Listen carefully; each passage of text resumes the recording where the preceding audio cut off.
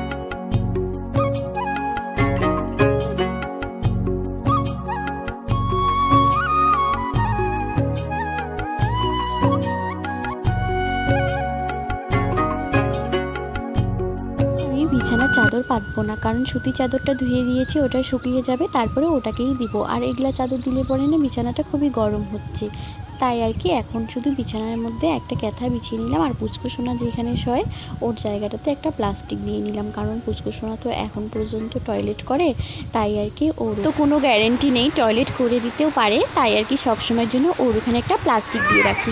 রান্না বাড়া খাওয়া দাওয়া সমস্ত কিছু কমপ্লিট হয়ে গেছে, বাসন মাজা থেকে এদিকে গোসল করায় দিয়ে দিয়েছি। পুচকুসোনা গোসল করে চলে আসছে ঘরে, এখন ওকে আমি ঘুম পাঠাবো। আর ওকে, কারণ প্রচণ্ড রোদ করতেছে, গরমও লাগতেছে, তাই জন্য ওকে তাড়াতাড়ি এখন ঘুম পাঠাই। আর আমি এদিকে বিছানাও করে নিয়েছি, শুধু বালিশ কভার পাতিনি এখনও, কারণ ওগুলো এখনও ভালো করে শুকায় নেই। আর পুচকুসোনা দেখো কেমন দুষ্টামি করে, বলে আমি এখন ঘুমাবো, বলে টাটা করে দাও সবাইকে, ঘুমা করে দাও।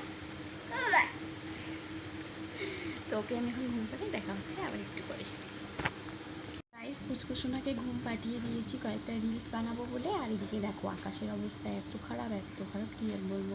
বৃষ্টি একটু আগে হালকা বৃষ্টি হয়ে গেল, এখন আবার আকাশটা লাগছে, আবার বৃষ্টি হবে।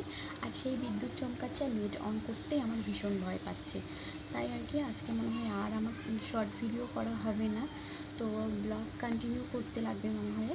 তো আমি ভাবলাম যে এর মাঝে একটু যেহেতু ও ঘুমিয়ে পড়েছে এর মাঝে আমি কয়েকটা ভিডিও বানিয়ে নিই, শর্ট ভিডিও, কিন্তু নেট অন করতে আমার প্রচণ্ড ভয় পাচ্ছে। আর এদিকে দেখো আকাশের অবস্থা এত খারাপ কি আর বলবো। দেখো তোমাদেরকে একবার দেখাচ্ছি, দাঁড়াও, জাস্ট একবার তোমরা আকাশটাকে দেখো কি মেঘলা মেঘলা করেছে। আর একটু আগেই তো হালকা বৃষ্টি হয়ে গেল, এখন আবার আকাশটা সেরকমই লাগছে। কি করব, বিদ্যুৎও চমকাচ্ছে, মনে হচ্ছে আজকে আর আমার শর্ট ভিডিও করা হবে না। আমার এখন কোরআন শরীফ পড়া হয়ে গেছে, আমি এখনই উঠলাম আর 5টা রুকুর মতো পড়েছি। তো গাইস একটু সাজুগুজু করার পর একটু যাবো এখন কলে, কল থেকে জল আনতে যাব। আর একটু ড্রেসটাও চেঞ্জ করে নিয়েছি, কল থেকে জলটা নিয়ে এসে গাইস আমি কল থেকে জল আনার পর আর পুষ্কুসোনাকে একটা বিকেলবেলা ম্যাগি করে খাওয়াইছিলাম, তারপরে কয়েকটা ফুল গাছ লাগিয়েছিলাম। আর সেটা তোমাদের সঙ্গে শেয়ার করতে পারিনি, কারণ তোমরা তো জানো বাইরে ক্যামেরা করতে আমার খুবই অসুবিধা হয়, তাই আর কি তোমাদের সঙ্গে সেটা শেয়ার করতে পারিনি। আর এখন তোমাদের দাদাভাইকে কল করে জিজ্ঞাসা করলাম কিছু আনার জন্য, বলছি সে নাকি নিয়ে আসবে মাছ। আর এখন ভাত বসিয়ে দিয়ে আমি এখানে আসলাম, ঘরে আসলাম তোমাদের সঙ্গে শেয়ার করবো বলে। দাদাভাই আসতে একটু লেট হবে, ততক্ষণে আমি পটল ভর্তা আর ভাতটা করে নিই। আম্মু খাবে নাকি পটল ভর্তা, আমাকে দিনের বেলা বলেছে পটল ভর্তা আম্মু খুবই পছন্দ শুকটি মাছ দিয়ে। তো এখন আমি ভর্তাটা করি আর ভাতটা রান্না করি, তোমাদের দাদাভাই আসলে তখন মাছ নিয়ে আসবে। এখনকার দিনে যা সবজি বাজারের দাম, তোমাদের দাদাভাই এত সবজি নিয়ে এসছে না কি বলবো, অনেকগুলো সবজি পচে গেছে। আর পচলেও কোনো অসুবিধা নেই, মানে একটু নষ্ট হওয়ার দিক হইলে গরু খায়, তার জন্য ওগুলো আমি বের করে রেখে দিয়েছি। আর এদিকে কয়েকটা ফ্রেশ পটলগুলো নিতেছি, এখন এগুলো পটলগুলো আমি ভর্তা করব বলে। আর আম্মু এরকম করে ভীষণ পছন্দ করে, দিনের বেলা বলছে যেহেতু, তাই ভাবলাম যে এখন করি, দিনের বেলা করতে পারিনি একটু অসুবিধার জন্য, মানে লেট করে রান্নাটা হয়েছে তাই আর কি পারিনি। তাই এখন একটু ভর্তাটা করে নিই, রসুন কাঁচা লঙ্কা আদা দিয়ে ভর্তা খুবই ভালো লাগে। আর কার কার এরকম পটল পুড়িয়ে ভর্তা খেতে ভালো লাগে অবশ্যই একটু কমেন্টে জানিও। আর এসে কাঁচা লঙ্কা কাঁচা রসুন কে কে দাও, আমি একটু পুড়িয়ে দিই, কারণ পুড়ে দিলে একটু ভালো, একটু গন্ধটাও ভালো বের হয়, তাই আর কি পুড়িয়ে দিই।